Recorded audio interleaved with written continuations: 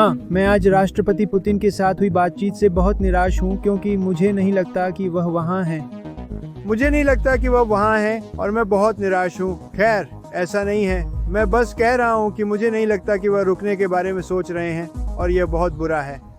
तो ट्रंप और पुतिन ने कल किसी तरह की युद्ध विराम पर बात करने के लिए कॉल की थी, लेकिन उसका कोई नतीजा नहीं निकला। पुतिन ने स्पष्ट किया कि वह यूक्रेन पर कब्जा करना चाहते हैं और जब तक ऐसा नहीं होता वह नहीं रुकेंगे। इस कॉल के ठीक बाद चीन से कुछ चौंकाने वाली खबरें आईं। चीनी विदेश मंत्री ने अभी स्वीकार किया है कि चीन रूस को यूक्रेन की जंग हारते हुए नहीं देख सकता, क्योंकि चीन का मानना है कि अगर ऐसा हुआ तो अमेरिका का पूरा ध्यान चीन पर आ जाएगा और बीजिंग ऐसा बिल्कुल नहीं चाहता। अब कोई ऐसा क्यों कहेगा? संभवतः चीन कुछ योजना बना रहा है और चाहता है कि जब तक वह उन्हें पूरा न कर ले तब तक दुनिया का ध्यान भटका रहे। पर यहाँ एक और शर्त है। चीन को रूस की जीत नहीं चाहिए। वे वर्तमान स्थिति को जितना लंबा हो सके बनाए रखना चाहते हैं। इस सब में सबसे चौंकाने वाली बात क्या है? हमने करीब 8 महीने पहले अपने पॉडकास्ट पर इसकी भविष्यवाणी की थी। हमने विस्तार से बताया था कि यथास्थिति बनाए रखना चीन के लिए क्यों और कैसे फायदेमंद है। आइए उस छोटे क्लिप को सुने। क्योंकि आपने चीन का जिक्र किया और चीन का प्रभाव निश्चित रूप से बहुत बड़ा है, सिर्फ रूस पर ही नहीं बल्कि मुझे लगता है कि जिस एक्सिस ऑफ इविल का लोग नामकरण कर रहे हैं उस पूरे समूह पर भी है। और बहुत से लोगों ने कहा है कि अगर चीन चाहे तो वह इस युद्ध को रोक सकता है, खासकर शी जिनपिंग। वह शांति से ज्यादा लाभ उठा सकता है, खासकर जब वे निर्यात पर इतना निर्भर हैं। फिर वह ऐसा क्यों नहीं करता? हाँ, ये बहुत अच्छा सवाल है। चीन निश्चित रूप से रूस का सहयोगी नहीं है। मेरा मतलब है बस बिना किसी सीमा के दोस्त हैं। वो सब बकवास था। मुझे लगता है कि चीन को सबसे ज़्यादा चिंता यथास्थिति बनाए रखने और सस्ते रूसी तेल व गैस तक पहुंच बनाए रखने की है। चीन उत्तरी व्यापार मार्ग का उपयोग करने के लिए उत्सुक है, जो आर्कटिक के रास्ते रूस के ऊपर से गुजरता है। जलवायु परिवर्तन और ध्रुवीय बर्फ के पिघलने से चीन इस मार्ग का उपयोग करना चाहेगा, लेकिन फिलहाल रूस का उस सब पर नियंत्रण है, इसलिए उनकी इसमें रुचि है, रूस को लड़ाई में बनाए रखने में। इसीलिए वे पुर्जे और अन्य सहायता भेजते हैं रूस, लेकिन अमेरिका को नाराज करने से बचने का प्रयास कर रहे हैं। इतना कि हम वास्तव में इसके बारे में कुछ करें, क्योंकि अभी हम इसके बारे में सच में कुछ नहीं करते। और मुझे लगता है कि चीन भी रूस यानी वहाँ की सरकार को हारते या गिरते हुए नहीं देखना चाहता, क्योंकि तब उनके लिए भी कुछ समस्याएं खड़ी हो जाएंगी। लोग देख सकते हैं कि ये तानाशाही और निरंकुश सरकारें अजेय नहीं हैं। लेकिन आप इसमें भी सही हैं कि चीन के लिए आर्थिक रूप से उनके सर्वोत्तम हित में क्या है, जैसे कि हूथी विद्रोही लाल सागर और अदन की खाड़ी में मिसाइलें दाग रहे हैं, जिससे वाणिज्यिक शिपिंग बाधित होती है।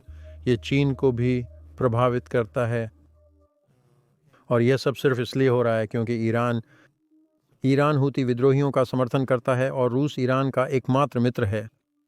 तो चीन को स्वयं कुछ निर्णय लेने होंगे कि वह अपनी प्रभाव शक्ति का उपयोग कहाँ करना चाहता है।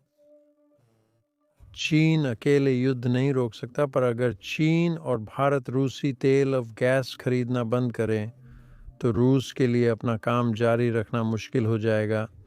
भले ही चीन रूस के लिए पूरी तरह से आगे आने को तैयार नहीं है, पुतिन को कुछ मौके मिल रहे हैं। पिछले 2 दिनों में हमने रिपोर्ट की है कि कैसे अमेरिका यूक्रेन को कुछ हथियारों, खासकर एयर डिफेंस की आपूर्ति रोक रहा है। उस खबर के बारे में अन्य कई रिपोर्टें भी सामने आई हैं। कई रिपोर्टें अनाम स्रोतों पर आधारित हैं, इसलिए मैं विस्तार में नहीं जाना चाहता। लेकिन एक बात साफ है, कुछ खास हथियारों की यूक्रेन को होने वाली आपूर्ति फिलहाल रुकी हुई है। और ये वही हथियार हैं जो यूक्रेन को अपने नागरिकों की सुरक्षा के लिए सबसे ज्यादा चाहिए। रूस इस घटना से अत्यंत प्रसन्न है और अपनी खुशी छिपा नहीं पा रहा है। एक रूसी मीडिया क्लिप में दिखाया गया है कि संयुक्त राज्य अमेरिका द्वारा यूक्रेन को कुछ हथियारों की आपूर्ति रोकने की खबर पर रूसी अखबार सकारात्मक प्रतिक्रिया दे रहे हैं। लेकिन इससे पहले कि हम आगे बढ़ें, हमेशा की तरह कृपया नीचे दिए गए लाइक बटन को दबाएं और अगर आपने अभी तक सब्सक्राइब नहीं किया है तो सब्सक्राइब भी करें। YouTube के अनुसार 80% लोगों ने सब्सक्राइब नहीं किया है अगर आपको हमारा कंटेंट पसंद आ रहा है तो कृपया सब्सक्राइब करने पर विचार करें, यह हमारी काफी सहायता करता है। अब क्लिप में आगे चलते हैं। कई अखबारों ने लिखा है कि अमेरिका ने यूक्रेन को कुछ हथियारों की आपूर्ति रोकने का फैसला लिया है। कोमारसैट के अनुसार रूस में इस प्रतिबंध पर सकारात्मक प्रतिक्रिया मिली। मॉस्कोव्स्की का कहना है कि अमेरिका बिना यह सोचे समझे हथियार और गोला बारूद बांट रहा था कि अमेरिकी सैनिकों के लिए कितना बचेगा। लेकिन अब कैंटीन बंद हो गई है और अब बच्चे अपनी मर्जी से जितनी मिठाइयां चाहें उतनी नहीं ले पाएंगे। वही अखबार लेकिन अलग लेख। अमेरिका का यूक्रेन को सैन्य आपूर्ति में कटौती करने का फैसला लड़ाई में बहुत जल्दी हालात बदल सकता है। हमारी लड़ाकू वायुसेना अब यूक्रेन के भीतर गहन हमले कर सकती है। यूक्रेन की वायु रक्षा प्रणाली ने अब तक हमारे जेट विमानों को दूरी बनाकर ग्लाइड बमों का उपयोग करने पर विवश किया है। इज़वेस्टिया रूसी विदेश मंत्रालय यूक्रेन को हथियारों की आपूर्ति का पूरी तरह से अंत होने की उम्मीद करता है। यूक्रेन यूरोप के माध्यम से पहले से ही वैकल्पिक आपूर्ति मार्गों की तलाश कर रहा है। दुर्भाग्यवश रूसी विदेश मंत्रालय गलत है। राष्ट्रपति ट्रंप ने आज यूक्रेन को भेजी जाने वाली आपूर्ति जारी रखने की पुष्टि की, कुछ विशेष हथियारों के अलावा। ये हथियार कौन से हैं? तो यहाँ सूची है। संयुक्त राज्य अमेरिका द्वारा यूक्रेन को भेजी जा रही गोला बारूद अचानक रोक दी गई है। 250 high mobility artillery rocket system मिसाइलें, 30 पैट्रियट एयर डिफेंस मिसाइलें, लगभग 8500 155 मिमी artillery shells, 92 air to air मिसाइलें, 140 AGM हेलफायर मिसाइलें, 25 स्टिंगर मिसाइलें और 125 एंटी टैंक हथियार। सबसे प्रभावशाली निश्चित रूप से पैट्रियट एयर डिफेंस मिसाइलें होंगी, क्योंकि इन्हें वास्तव में कोई बदल नहीं सकता। यूरोप के पास इसे बदलने के लिए आवश्यक ढांचा नहीं है। शायद वे खरीद सकते हैं या जो स्टॉक उनके पास है उसे दे सकते हैं, लेकिन वे इन्हें बना नहीं सकते। इसके अलावा हाल ही में रूस ने यूक्रेनी शहरों और यूक्रेनी नागरिकों पर अपने हवाई हमले बढ़ा दिए हैं। हमारे पास कुछ ग्राफ हैं जो दिखाते हैं कि कुछ महीनों पहले की तुलना में स्थिति कितनी खराब हो गई है। यह चार्ट दर्शाता है कि 2024 के मध्य से रूस ने यूक्रेन के खिलाफ कितने ड्रोन लॉन्च किए हैं। कुछ अपवादों को छोड़कर हर महीने यह संख्या लगातार बढ़ती जा रही है। यह महत्वपूर्ण है कि ये लंबी दूरी के ड्रोन हैं जो कीव जैसे यूक्रेनी शहरों में जाकर नागरिकों पर हमला कर रहे हैं। ये वे FPV ड्रोन नहीं हैं जो मोर्चे पर उपयोग किए जा रहे हैं। लंबी दूरी के ड्रोन भी बढ़ रहे हैं और जून महीना अब तक का सर्वाधिक रहा। असल में अगर हम थोड़ा और गहराई से देखें तो हम देख सकते हैं कि रूस के 5 सबसे बड़े हमले सिर्फ जून महीने में ही हुए। ड्रोन लॉन्च करने के लिहाज से ये 5 सबसे बड़े हमले हैं, और जब से युद्ध शुरू हुआ है पिछले महीना यूक्रेनी नागरिकों के लिए सबसे बुरा रहा है। यही वजह है कि यूक्रेन को अमेरिकी मदद और अमेरिकी सहायता की जरूरत है ताकि यूक्रेनी नागरिकों को बर्बर रूसी हमलों से बचाया जा सके। अब जब राष्ट्रपति ट्रंप से हथियारों की खेप भेजने के बारे में पूछा गया तो उन्होंने यही कहा। चलिए सुनते हैं। हथियारों को लेकर लड़ाई चल रही है। हम पहले से ही बहुत हथियार दे चुके हैं और अभी भी दे रहे हैं। हम उनको हथियार दे रहे हैं और उनके साथ मिलकर काम कर उनकी सहायता करने का प्रयास कर रहे हैं। लेकिन हमारे पास है, बाइडेन ने हमारे देश को खाली कर दिया उन्हें हथियार देकर। हमें सुनिश्चित करना होगा कि हमारे पास खुद के लिए पर्याप्त हो। मेरी राय में ट्रंप को यह तरीका छोड़ देना चाहिए। मैं समझता हूं कि उन्होंने ऐसा क्यों किया। निश्चित रूप से हर कोई एक कूटनीतिक समाधान चाहता है। इसके अतिरिक्त राष्ट्रपति बाइडेन ने रूस के प्रति कठोर रुख अपनाया और यूक्रेन का समर्थन करने के लिए तैयार रहे, भले ही थोड़ा विलंब से। रूस के खिलाफ सख्त रुख से बातचीत नहीं हुई। यह तरीका असफल रहा, इसलिए राष्ट्रपति ट्रंप कुछ नया प्रयास करना चाहते थे। मेरा मानना है कि अब दुनिया को समझना चाहिए कि पुतिन शांति नहीं चाहते, वह यूक्रेन चाहता है। और जब तक हम रूस को यह विश्वास करने से नहीं रोकते कि वह यूक्रेन को छीन सकता है, यह नहीं रुकेगा। जब तक रूस को लगता है कि वह युद्ध में जीत सकता है, कोई कूटनीतिक समाधान संभव नहीं। तो हमें रूस की इस सोच को बदलना होगा। यूक्रेन को उसकी जरूरत की हर चीज देकर। इसका मतलब सिर्फ यह नहीं कि अमेरिका ज्यादा मदद करे। इसका मतलब है कि जर्मनी को वे टूरिस्ट मिसाइलें देनी चाहिए जिनके बारे में उनके चांसलर ने चुनाव प्रचार में बात की थी, लेकिन पद पर आते ही वे उन्हें मंजूरी नहीं दे रहे हैं। सभी प्रमुख देशों को यूक्रेन को और अधिक सहायता देनी होगी। यही एकमात्र तरीका है जिससे हम यूरोप में शांति ला सकते हैं। पुतिन से बातचीत के एक दिन बाद राष्ट्रपति ट्रंप ने राष्ट्रपति जेलेंस्की से भी बात की। यह उनकी चर्चा का विवरण है। यह संदेश राष्ट्रपति जेलेंस्की के कार्यालय द्वारा जारी किया गया था, संयुक्त राज्य अमेरिका के राष्ट्रपति ट्रंप के साथ एक बहुत ही महत्वपूर्ण और रचनात्मक बातचीत। मैंने राष्ट्रपति ट्रंप और पूरे अमेरिकी जनता को स्वतंत्रता दिवस की बधाई दी। हम यूक्रेन को दी गई सभी सहायता के लिए आभारी हैं, जो हमें जान बचाने और स्वतंत्रता की रक्षा करने में मददगार साबित हुई है।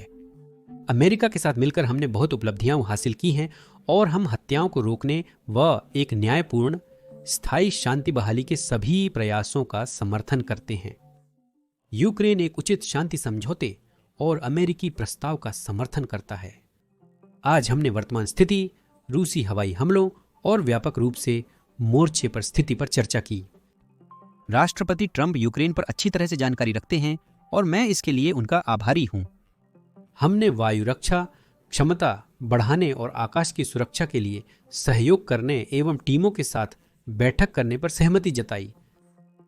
हमने रक्षा उद्योग की क्षमताओं और संयुक्त उत्पादन की संभावनाओं पर भी विस्तृत चर्चा की। यूक्रेन अमेरिका के साथ सीधे प्रोजेक्ट्स को लेकर तैयार है, खासकर ड्रोन व संबंधित तकनीक के क्षेत्रों में जिन्हें सुरक्षा के लिए अत्यंत महत्वपूर्ण माना जाता है।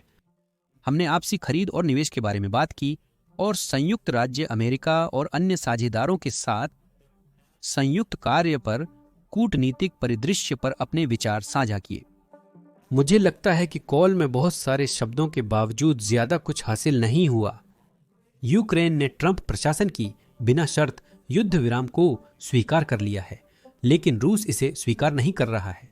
इसका मतलब है कि अब चुनावी वादों को पूरा करने का समय आ गया है।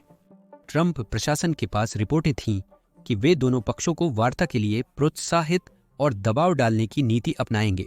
रूस यदि वार्ता के लिए तैयार नहीं है तो हमें कड़े प्रतिबंध लगाने या यूक्रेन को अधिक हथियार देने जैसी सजा देनी होगी। अब वादों को पूरा करने का समय है।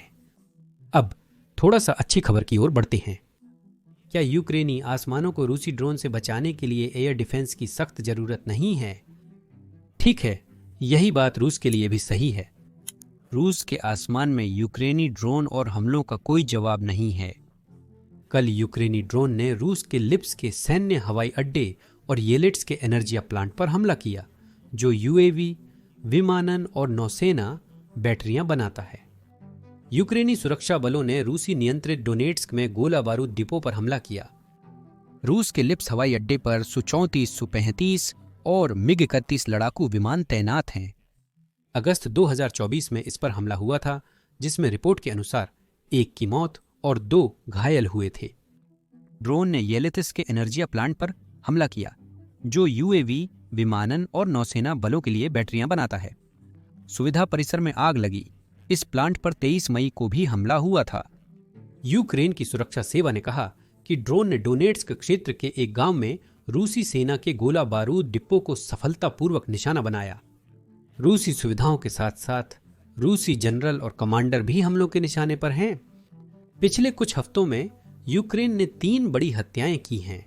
चलिए मॉस्को में पुतिन के इलाके में हुई घटना से शुरू करते हैं। मॉस्को में कार बम धमाके में एक वरिष्ठ एफएसबी जनरल मारा गया।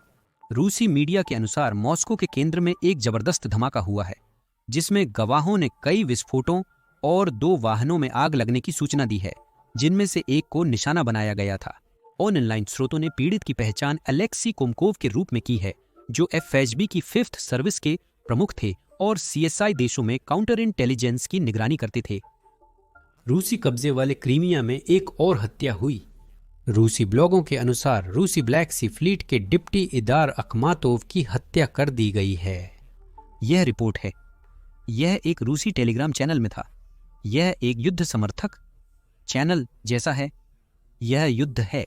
क्रीमिया में रक्षा मंत्रालय के मुख्य खुफिया निदेशालय की एक जबरदस्त स्ट्राइक के परिणाम स्वरूप वाइस एडमिरल और ब्लैक सी फ्लीट के कमांडर इदार अखमातोव की मौत हो गई। विवरण बाद में सामने आएंगे। हमें बदला लेना चाहिए। हम निर्णय लेने वाले केंद्रों से प्रतिक्रिया का इंतजार कर रहे हैं। और अंत में हमारे पास कुर्स्क क्षेत्र में एक हत्या हुई है।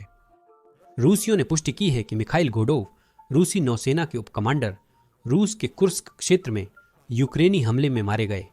घोडोव पहले रूसी 155वीं नौसेना ब्रिगेड के कमांडर थे, जो यूक्रेनियों के खिलाफ युद्ध अपराधों के लिए कुख्यात है।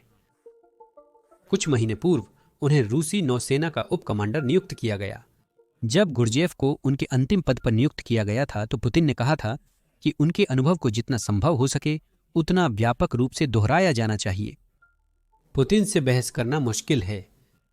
बोल्शेव, गैरी मसूमोव और गुर्जिएफ के अनुभव को दोहराया जाना चाहिए। गुर्जेफ की पदोन्नति के तुरंत बाद एक यूक्रेनी हमले में हत्या हो गई।